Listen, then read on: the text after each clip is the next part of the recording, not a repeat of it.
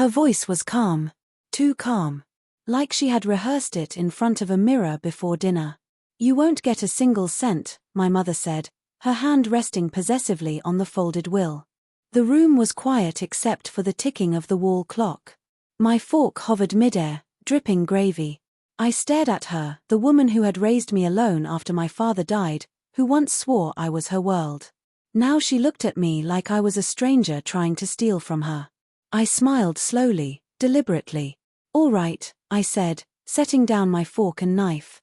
"Then don't expect a cent from me either." I stood, left the table, and never looked back. That night, something inside me broke and then settled. I didn't cry. I didn't shout. I began planning. It hadn't always been this way. When Dad was alive, we were a team, him, Mom, and me. He ran a small construction firm I was meant to inherit. But cancer took him, and Mom changed.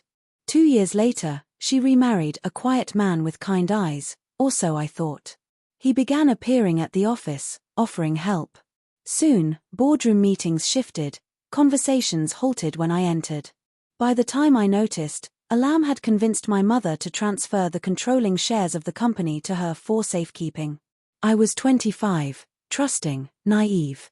I ran the company anyway, my father's legacy, until that dinner. Until she told me I wouldn't get a cent.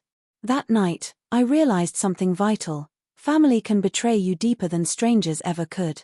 A week later, I arrived early at the office. Her car was outside. Odd.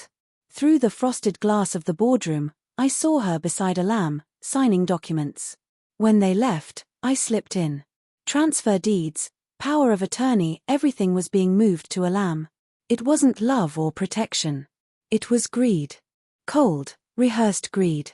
And my mother wasn't a victim, she was the architect. I didn't confront her. Shouting would only alert her. Instead, I played her game, but better.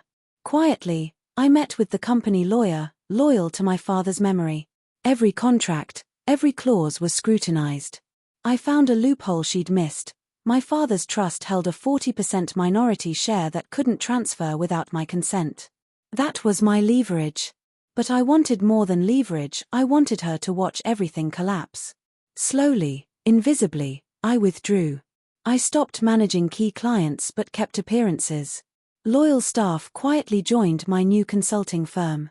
I left her and Alam an empty shell of a company. I sent subtle reminders, a returned gift, a cold reply, silence when she called. I let her taste the isolation she had built. 2 months later, the plan executed. The company faced an audit. I leaked just enough about irregularities to the press. The audit exposed false invoices Alam's doing, with my mother's approval. When authorities arrived, she panicked. Calls flooded my phone unanswered. The firm froze.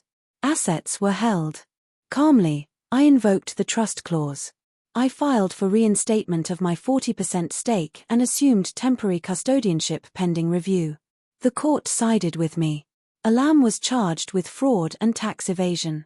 My mother, for the first time in years, looked small outside the courthouse. Fortune gone. Reputation ruined. 3 days later, confrontation came. She visited my apartment, no makeup, no pretense, voice trembling. "How could you do this to me?" she whispered. I poured her tea, like she once did for me. "You did it to yourself," I said softly. "You destroyed your family." "No," I continued, setting the cup before her. "You destroyed it when you chose him over me, when you chose money over blood." She stared, realizing too late I had become her worst fear, cold, composed, untouchable. When she reached for my hand, I stood. "Don't expect a cent from me either," I said, echoing her words. And I walked away. Weeks later, Alam's trial made headlines. My mother sold her house to cover legal fees. I rebuilt the company under my father's name, not hers. Sometimes I wonder if revenge changes a person. It doesn't. It only reveals who you've always been. Once illusions are stripped away. She taught me that when she placed her hand on that will, she thought she was cutting me out. She was freeing me. Now, when I sign documents in my office, I see my reflection in the glass.